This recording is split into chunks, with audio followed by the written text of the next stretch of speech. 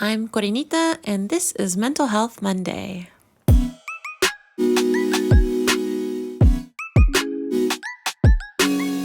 So, on today's Mental Health Monday, I just want to give a little content warning. We will be talking about dissociation, dissociative identity disorder, other mental health diagnoses such as schizophrenia, psychosis, and we're talking about stigma today. So just so you know. So recently I was reading this comic and I was super invested, like reading it for a year or 2 years. And it took a turn that made me think I really want to make a video about this because I'm very frustrated. So today I decided to make a video about the stigma around hearing voices and what it does for people. It's about the stigma of mental health in general, but especially in relation to hearing voices, which is something that I don't see talked about that much. And when it is talked about, it's oftentimes dismissed as not important or doesn't really affect people. So today I'm going to talk about stigma, representation of mental health in media, and how to write mental health struggles in media so as not to harm others. So I wrote my own little definition of what I believe stigma is. It's a pretty big topic, so I just try to sum it up as best I can. So I said that stigma is shame and guilt associated with a belief, experience, or way of existing that is different and considered weird by the dominant culture. I think a lot of what stigma is also has to do with oppression, and I reflected on something I learned in school called the 4 I's of oppression. The 4 I's of oppression are ideological, institutional, interpersonal, and internalized. So ideological is just the idea that is most prevalent in society. And I went ahead and wrote down kind of how I have experienced these forms of oppression with hearing voices and having diagnoses such as dissociative identity disorder, schizoaffective, and other things that people have labeled me with. So ideological has shown up in hearing things like people should not hear voices. It's not normal. It's weird. People who have experiences that are not consistent with the dominant culture's idea of reality are sick, and it's not okay, and it needs to be medicated because they could be a danger to others or to themselves. Institutional oppression. Did you hear that? My song ended. 2 seconds later, I heard institutional oppression. Woo! So I was just trying to say like my definition of institutional oppression, and as soon as I said institutional oppression, I heard police sirens. So institutional oppression is the systems put in place that are used to oppress people, such as the police, schools, government, institutions like that hold up the status quo and harm people. And then it's also the ways that people can be left out of society, can be cast aside, can be left disadvantaged in an institutional way. So you can't just fight against it by yourself because it is just a whole system that has been weaved together to make sure that you do not get ahead like someone who doesn't face the same barriers as you. This has shown up for me as a person who hears voices, as institutions that I interact with having the idea that people like me who have mental illness cannot have responsibilities like work, independence. Because I can't work as same as someone else, I don't deserve housing unless it's in a place with other people who are, getting a lot of help, and I need a lot of help just to live on my own. I haven't been able to fit in at school, and people hearing voices I have probably almost never seen portrayed in a positive light in media. I feel like that's not true. I feel like I maybe have seen a couple of good representations, but usually it's not people who have a diagnosis. Usually it's people who are low-key magical or, actually experiencing other realities, and they are not labeled as having mental health issues in the premise of the show or the book or whatever the media is. I think that's definitely super apparent in the dominant culture, because I go and give talks about my life experience of hearing voices, overcoming my barriers, and using my hearing voices as a tool to help others and seeing it as a gift. And people who are training to be therapists, people who are therapists, people who have similar or the same diagnoses as I have received react in ways that is like, oh, I've never thought of it that way. I didn't think hearing voices could be a good thing. Or a lot of people get actually upset at me that I would even say that it's a good thing. Like, how dare you portray this as a good thing? It's bad, and you need to stop encouraging people. Like, I can encourage people to have mental health issues. Like, that doesn't really make sense. I digress. Interpersonal oppression shows up personally in your life on a one-on-one basis. The way you're treated by your teacher, your doctor, your friends, your family, your boyfriend. It's just the things that you experience every day within the relationships in your life. The way that this has shown up for me as someone who hears voices, at a time in my life, I wanted to cut myself off from all the people that I knew and loved, because some of my life experience, but mostly the media that I had consumed, being TV, movies, and stuff, communicated to me that because I heard voices, I was an inherently dangerous person. I could never form a real loving bond with another person, and I might kill them without even knowing. And that is not really something that I should have been worrying about, but I really was worried about it. And a lot of people, when they find out that I hear voices, they just assume that I'm not capable of being in a mutually beneficial relationship romantically, in a friendship setting, that I can't be a peer support specialist because I am too crazy. And that is not true. And people assume that it's a situation like, oh, I used to hear voices and now they're gone and I'm better now, and you can stop hearing voices too. That's not how my story has gone. I do hear voices now and then. I've probably heard them less and less, but I still hear from them, and I still have weird experiences that are not really something that I use science to explain.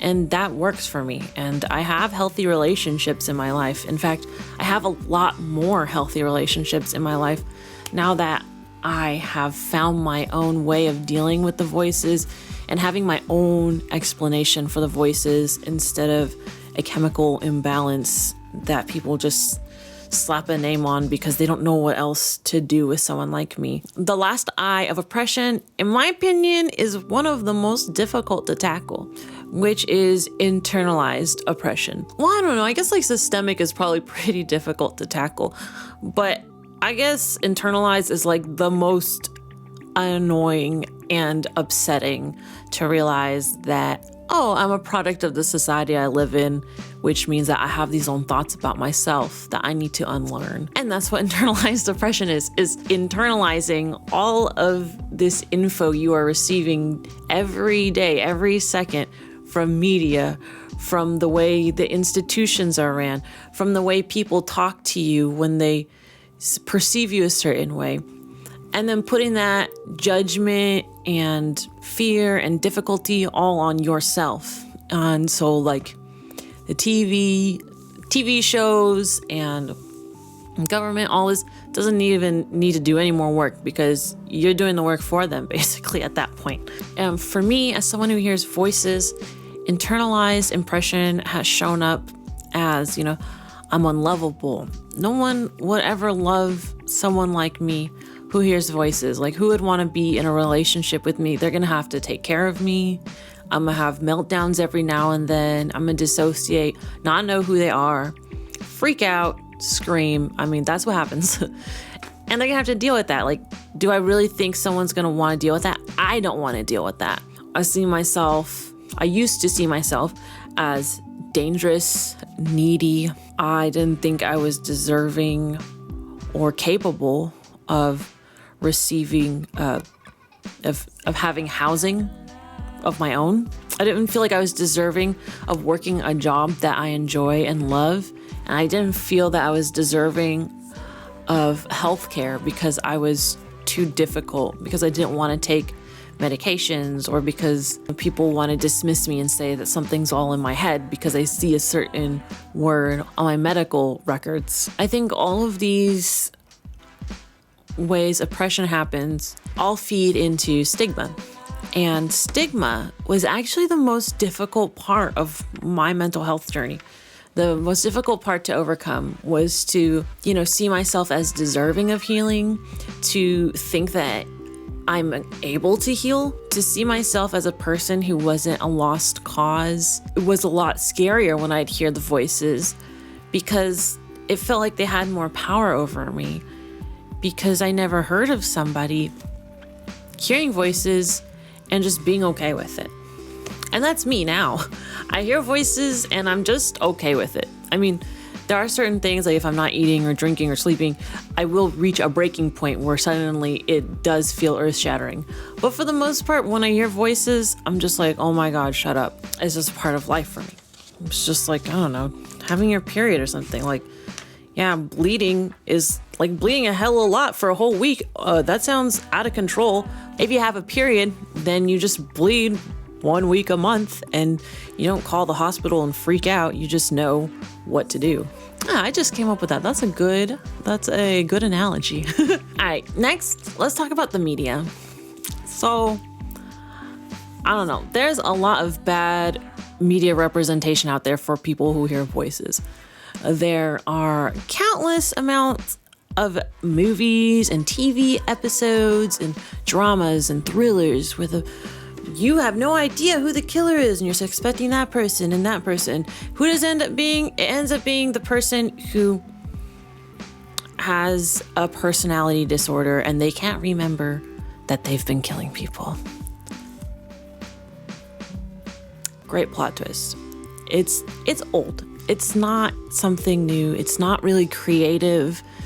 It's so lazy and overdone. So there's like 3 main things that this makes me upset for. 1, like I just said, it's not original. It's boring. It's overused. It's not spicy. It is old. We live in 2021 where people care about mental health, supposedly. We're trying to educate ourselves more and understand one another more. So it's not really a good plot twist. It leads me to my number 2 reason why I do not like when media does this. It's not a plot device. It's a real diagnosis. And it's not multiple personality disorder. It's actually called dissociative identity disorder. And the thing is, people who have dissociative identity disorder as a diagnosis, usually it's caused by complex trauma, which means that it's trauma that has occurred over a long time, usually in childhood, but it can happen in other parts of your life. So usually these are people who are in continual abusive situations. Maybe they're working a job, expose them to something traumatic over and over again. What I'm trying to say is people who are diagnosed with this are more likely to be the victims of violence rather than be out and about committing violence.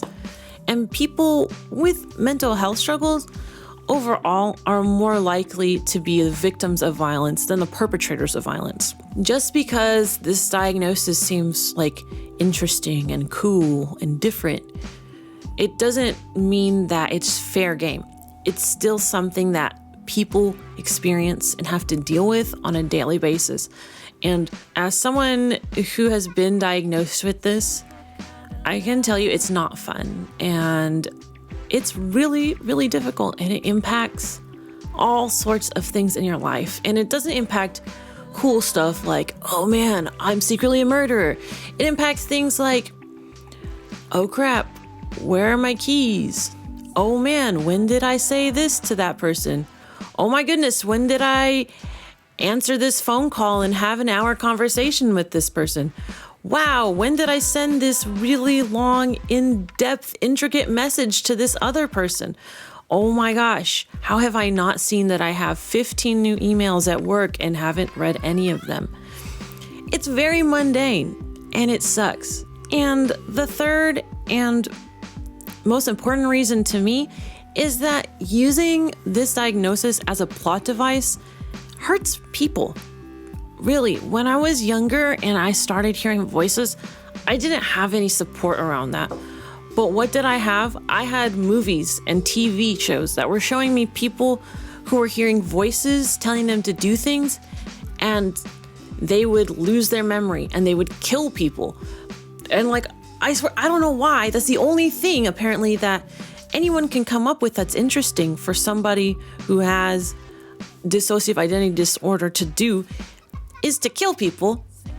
But that's like not a thing that happens. And if it has, it's maybe like 1 in a gajillion.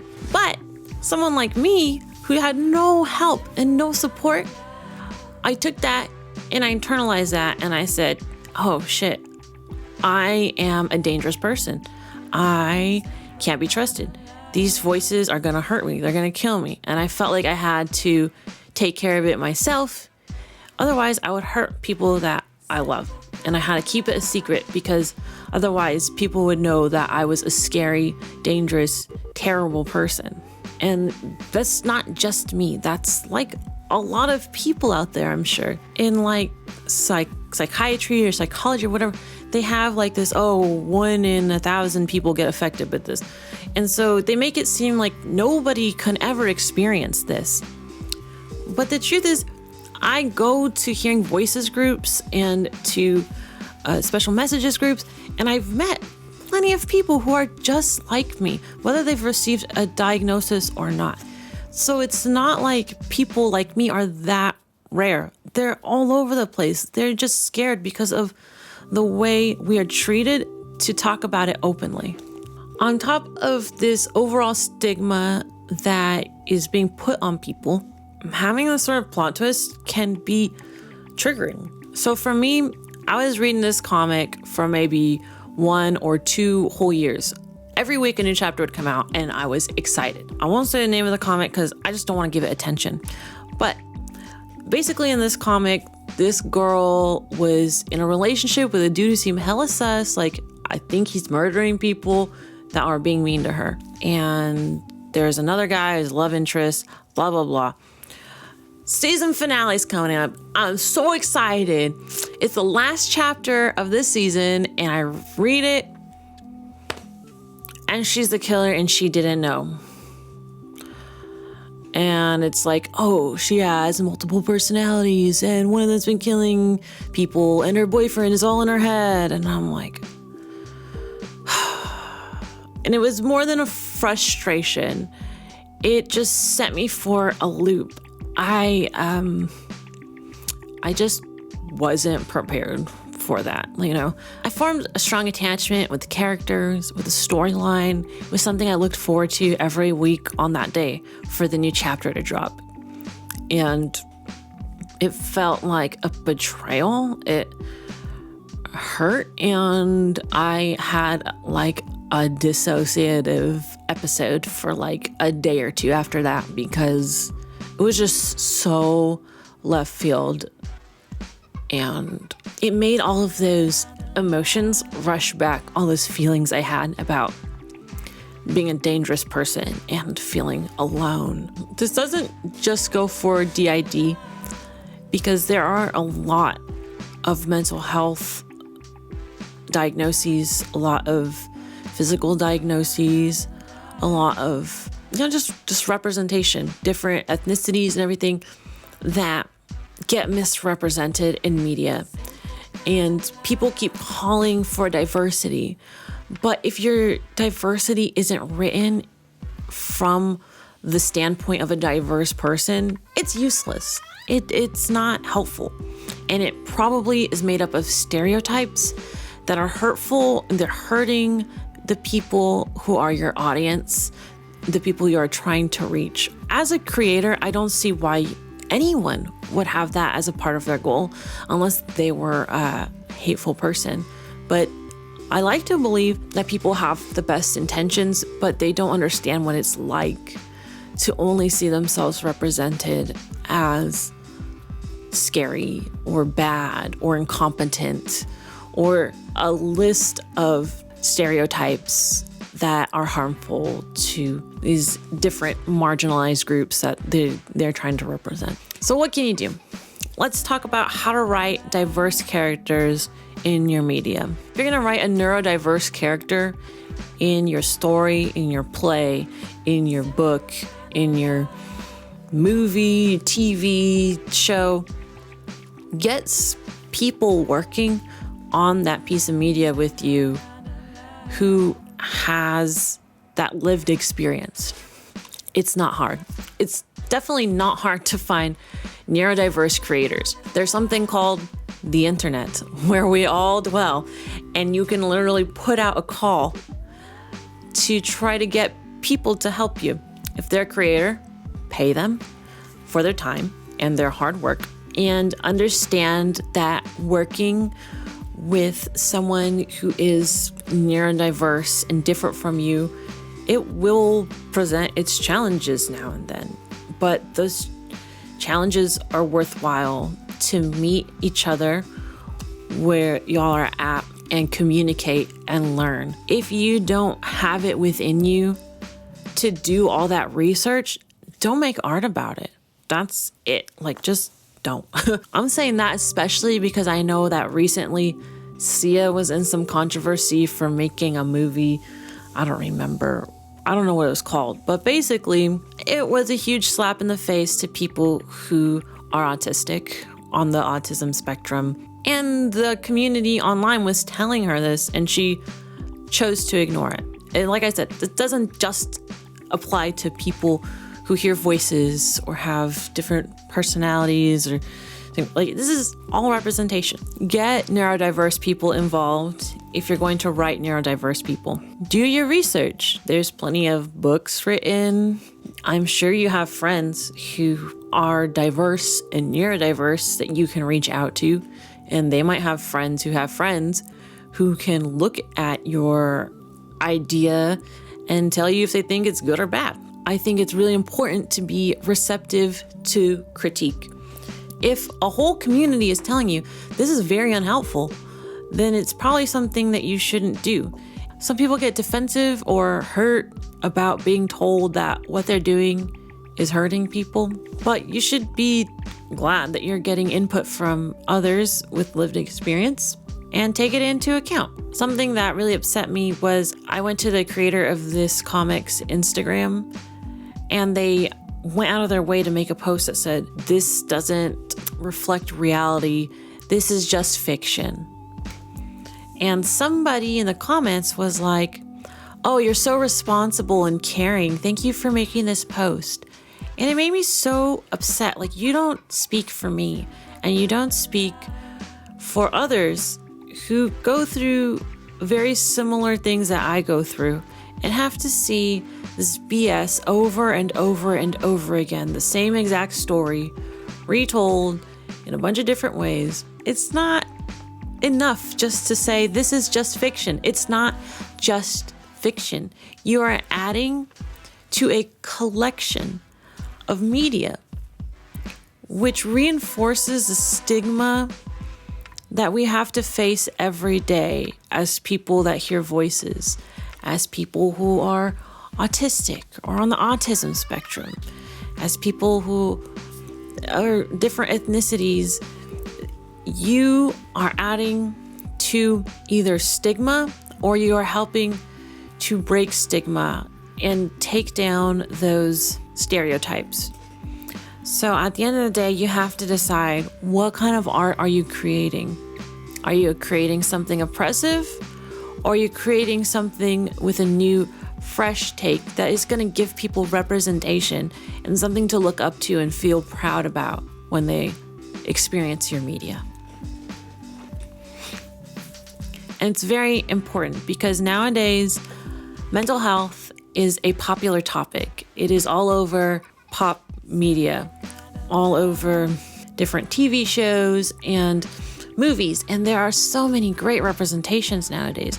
Unbreakable Kimmy Schmidt does a great job. At least I haven't seen the last season, but they did a great job of talking about PTSD and what it is like to get out of an abusive situation and move forward in life, and how confusing it can be to forge a new life. Oh, that's just my favorite one.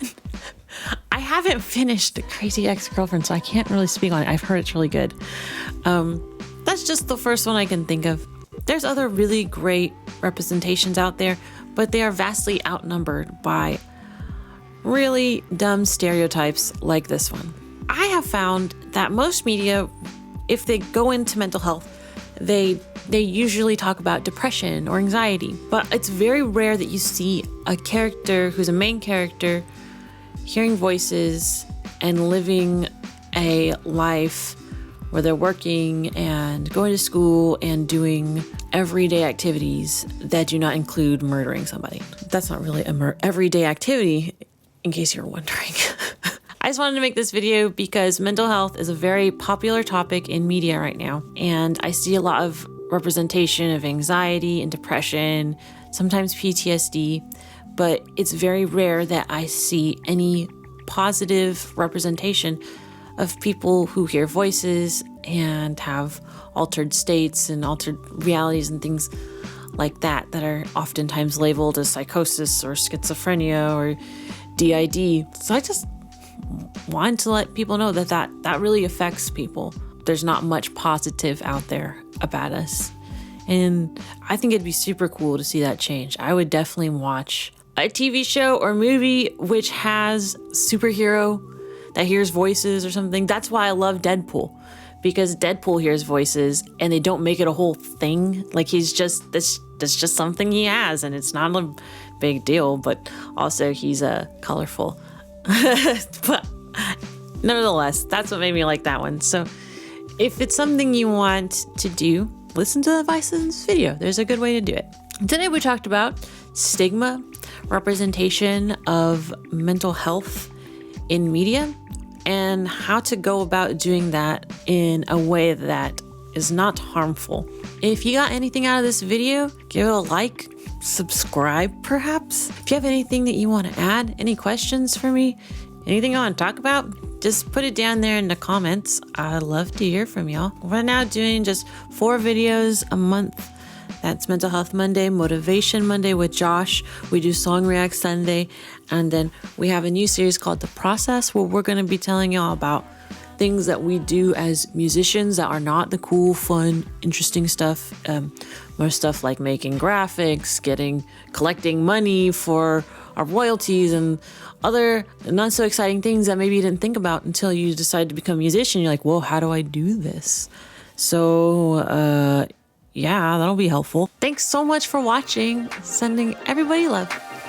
Love you.